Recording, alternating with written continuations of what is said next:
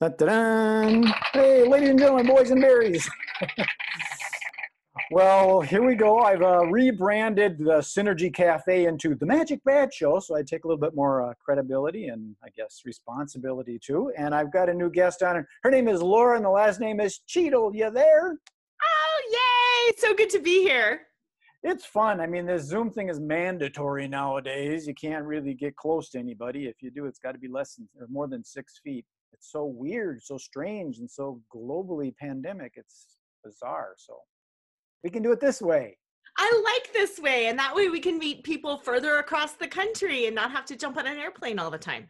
Well, that's what I've found about the internet. It's fascinating to me that you can connect with somebody in real time. I mean, we're doing this just like it's right real time. There's no delay or nothing.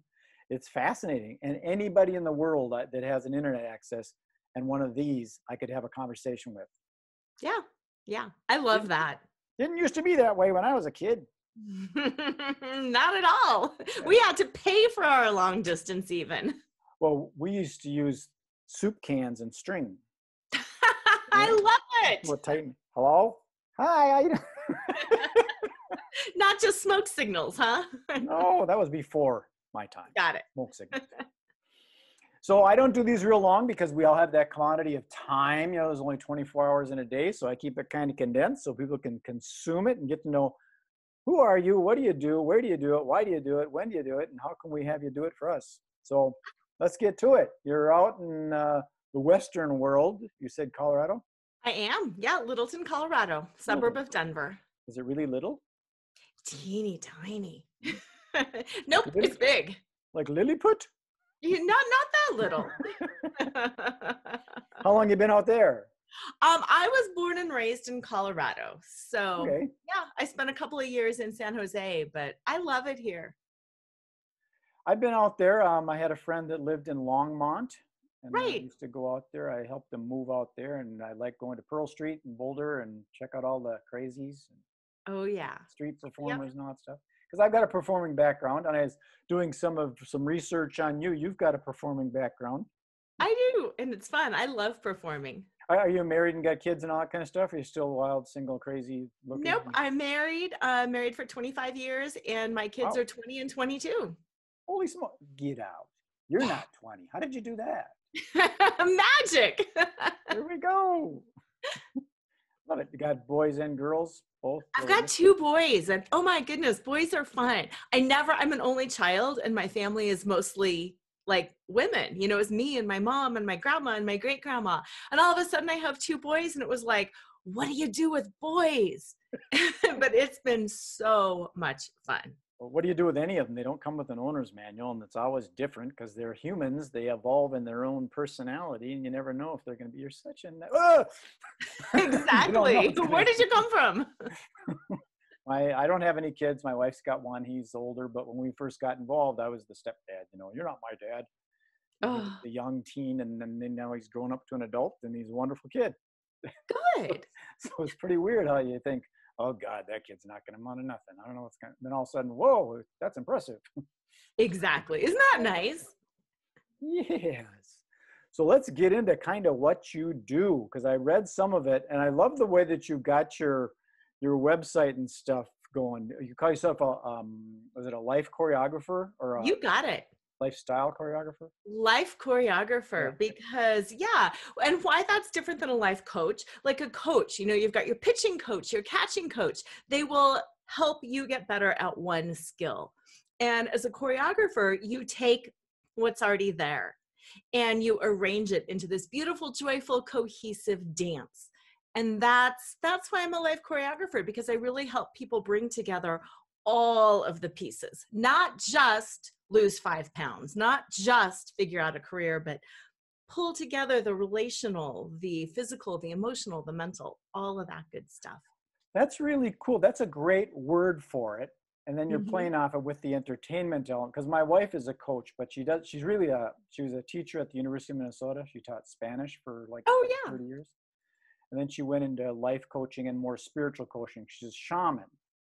So, I love that. So how do you because that coaching thing, it seems like everybody's a freaking coach now. I'm a life coach. I'm a marketing coach. I'm a social media coach. And just because you know a few things, all of a sudden you're a coach. But the way you put it, because a coach almost seems like that guy in the corner that's yelling, "Come on, pick up the bat. You can hit harder than that." It seems like a boss leader kind of thing. But a choreographer is kind of like, no, that's not. It's more fluid, I guess, it seems. Yes, exactly. Exactly. And kind of my specialty is I help people who are at a transition point in life. And it could be empty nesting, it could be job loss, it could be divorce, infidelity, a scary diagnosis. When people get to that transition point and they go, I don't know what I want to do, that's where I come in and I assess all of their strengths and their weaknesses and help them tune into their desires, because most people have lived their life focusing on other people. We were talking about kids. We take care of our kids. We take care of our spouse. We do our job. We take care of the house. We take care of the cars. And we're so focused on getting things done because we have to, that we never sit back and reflect on, who am I? And what do I want? And what is the kind of legacy I want to leave? And what brings me joy? So what I do is I really help people untangle from the past, untangle from their labels and their rules. Right. And their scripts, and get back in touch with who they are. And then once you know who you are, you can start revealing yourself so you can be seen for who you are, not for who you think you should be. That's really, really cool. And it really resonates with me right now with all the things that's going on, because like you're saying, like the people in transition, we're always kind of in transition, but you're really referring more to the drastic transition. Right. And I've been basically in entertainment myself. I started doing magic when I was a little kid and did it through grade school into high school. I was making money in high school. Then I went out and got a job, because that's what you're supposed to do in 1975. Right. And I got laid off and I thought, where's my gold watch? So I went back into the entertainment world. That got me into the event world, producing trade shows and seminars and workshops and expos and all that stuff.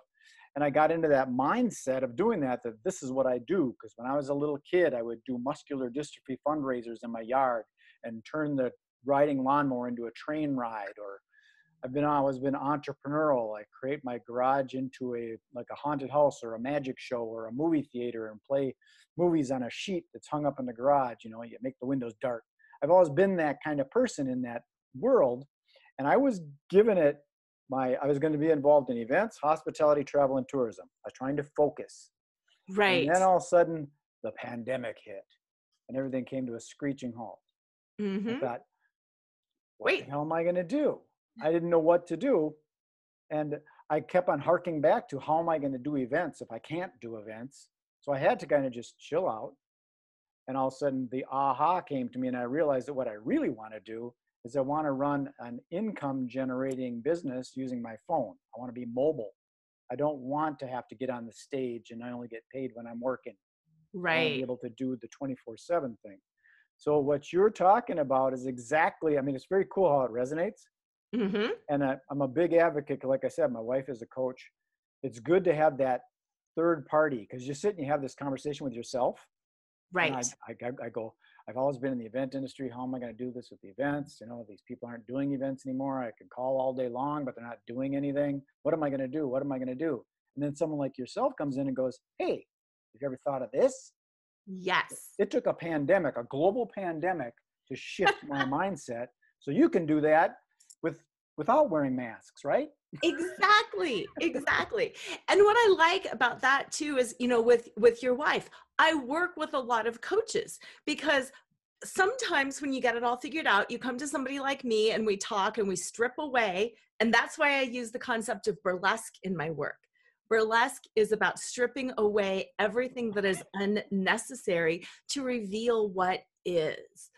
So you work with somebody like me, we strip away all of those expectations. We strip away the fear of judgment. We strip away the need to please. We strip away all of the I shoulds, and then we come up with this heart-centered desire. Like you said, I want to make money from my phone, basically. I want to be mobile. I want to connect people. I want to do this. Then sometimes it does require a coach. Okay, so now I need to get better at marketing. Okay, well, now maybe I need to take a class on finance. Okay, well, now maybe I need to learn a little bit more about the beverage industry. But once I am there, I give you the structure, and then you can start filling in those gaps because you've got this clear vision of who you are, what you want, and what you need to do to get there. Even if a person didn't take on learning new things, just stripping away that baggage can make Yes. you move. What is it? The monk who sold his Ferrari. Ever heard that book? Yep. Where he just said, you know what? I don't really need all this stuff. And he just kind of Mhm. gave it all up. And it's pretty freeing because I had an experience back in 1998 where my business just collapsed. And I got frustrated. I says, you know what? I don't even want to do this. You climb this mountain and then this shit happens. I don't want to do this anymore. So I said, I'm done. I told my brother, my parents are deceased, and I was living with my brother in our original house. I said, you watch the house. I'm out of here. And I rolled up a sleeping bag and my magic tricks and my couple of computers, jumped in my car, drove out to LA, and I slept on a karate school floor for a couple of years. Wow. So freeing, because all I had to do is roll up my sleeping bag, throw it in the closet, and I'm off. I Then can do you're whatever I done. want. And Yeah. it's pretty amazing to be able to strip away that stuff. So someone like you, because people are going to say, I can't possibly get rid of my phone. You Right. can maybe kind of let them know that, you know what, you might be able to get rid of your phone. Mm-hmm. Isn't that And possibility? exactly. And I love how you honed it right into freedom, because so much of it is about freedom. My background, I was a corporate attorney and I practiced corporate law for 10 years. And the more we live in life, the more we become our labels. I was an attorney. And then all of a sudden I had my second baby and I decided I wanted to stay home for a few years. And then all of a sudden I'm not an attorney. And it's like, well, who am I? Because you Right. have an entirely different response when you're meeting somebody new and they say, what do you do? And you say, oh, I'm a stay-at-home mom, and they dismiss you. Right. Versus saying, I'm a corporate attorney, and they're like, ooh, and you get all this respect. Well, I'm still the same person inside. My brain still works the same. My heart still works the same. And it's hard sometimes to strip out of those labels and realize my worth is within me. It doesn't matter if I'm sleeping on a karate floor. It doesn't matter if I'm sleeping in my private jet. I still am me, and I am worth the same amount Right. stripped away. And then when you get rid of all that, it is so freeing because suddenly other people's judgment doesn't impact you. And people can say and think and do, and you are happy no matter what because you truly know who you are. It's interesting you bring that whole worth thing in because a lot of people have that issue of worth. And I've talked with like artist friends and things, and they'll create a painting and they'll put their heart and soul into this painting, and they're selling it for like $25. I'm thinking, why just $25? Because you live in an efficiency apartment, you can't really afford. Why not 125? Well, I can't Right. really do that because I don't. But you don't realize that you put your self-worth into that. And they would say that they just don't feel it's worthy, or they're worthy of it.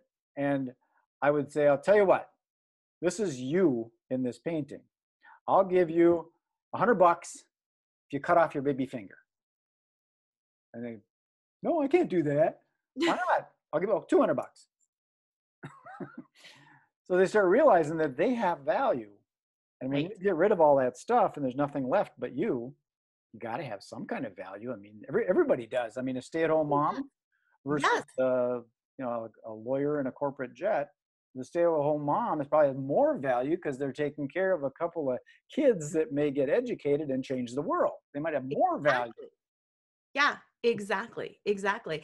And that's one of the problems too, why people struggle with things like aging. We think I'm only worth it if I'm a size 2 and have no wrinkles and look a certain way. Well, guess what? We all age. We're all going to gain weight and lose weight. We're all going to get out of shape and then maybe get back in shape and then get out of shape again. We're all going to have medical issues at some point in our life, health issues. Everything is in flux all the time. And if I'm only happy when I look a certain way and weigh a certain amount, I've just cut off my ability to be happy. And I need to be happy looking old and looking young and looking fat and looking skinny and looking buff and looking soft. I need to be happy because of me. Otherwise, I'm really setting myself up for a life of misery. I think a lot of that comes to the, having again, endorsing the concept of a coachographer, Oh, I like choreographer, it. lifestyle choreographer, to be able to have that outside source that kind of says, hey, have you ever thought about this? And all of a sudden a person's value can change. Like Yes. I've said many times, what's more valuable, $100 bill or a glass of water? Hmm. Depends on where you are. If you're in the desert, Totally I want the depends. water. So it's Yeah. all perceived, like that's a whole magic thing that I talk about, perceived value. Yes. What are you really worth? And it takes a coach to kind of maybe spin, or a consultant or a choreographer to spin it Yep. around and give someone a new perspective on the possibility of what they're valued at. Yes. Yes. Because we're trained as little kids to seek external validation. We want the gold star. We want the A work. We want to get into the right college. We want to get the right job. We want our boss to give us a raise. We want somebody to fall in love with us. We want someone to acknowledge us. So our whole focus, literally from probably 6 months on, is pleasing the people around us. We're not taught to please yourself. You know And what? that's truly where the magic lies. Something that just occurred to me just now. Hmm. This isn't a slam or anything like that, but the concept of like a lawyer. You guys, I mean, you're not a lawyer anymore. But you still have those skills, and those skills can be used for Absolutely. good or evil. You can be a defense attorney or whatever.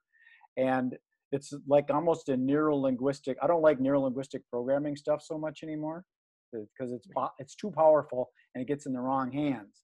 So if the right Yes. mind can help someone with that, the questions to ask to draw out that aha moment. You've been through that probably in the courtroom. Oh, yeah. Now you can bring that to the mainstream and the lifestyle choreography.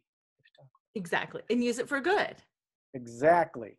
Because Hmm. you don't want to use it for bad for you're trying to help people, because they won't come back and ask for your help anymore.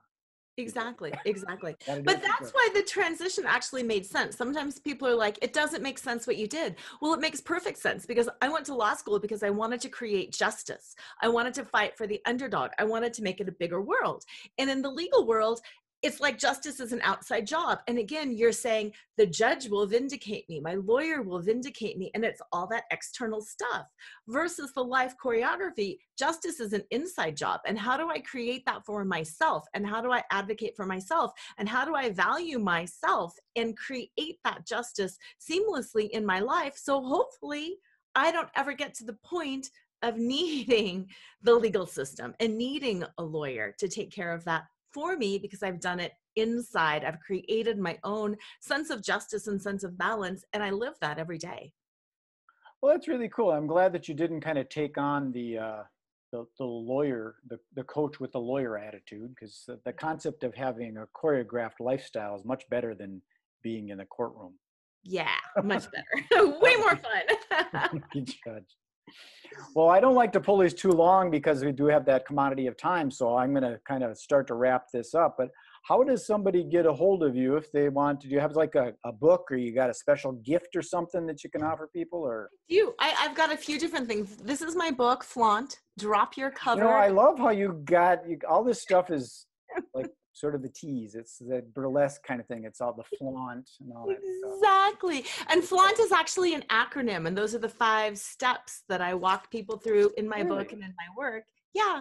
So Drop your cover and reveal your smart, there's 6 letters. spiritual self. Yeah. It's find your fetish, laugh out loud, accept unconditionally, which is the golden Okay. center of flaunt. Get Golden it? center. Yep. And navigate the negative, and T, trust in your truth. I love it. Yeah, you can find me on 2 different places. You can go to nakedselfworth.com and download for free the top 20 things that block your sparkle and what to do about them. Or you can just go to my website, Lora, Lora Cheadle, and learn more about me and my history and my work. So nakedselfworth.com for the freebie, LoraCheadle.com for me and for where to buy the regular book. Well, I will put those links in the description and the YouTube video. And if you could share the YouTube video too, because then I get more subscribers, and that's where the synergy comes in. That'd be wonderful. If you want to stay on for a little longer, I'll have a chat with you. And other than that, I'm going to sign this one off, and we're going to beam it up to the universe and let people find it. Mwah! So Thank you. thank you, Lora Cheadle. Peace.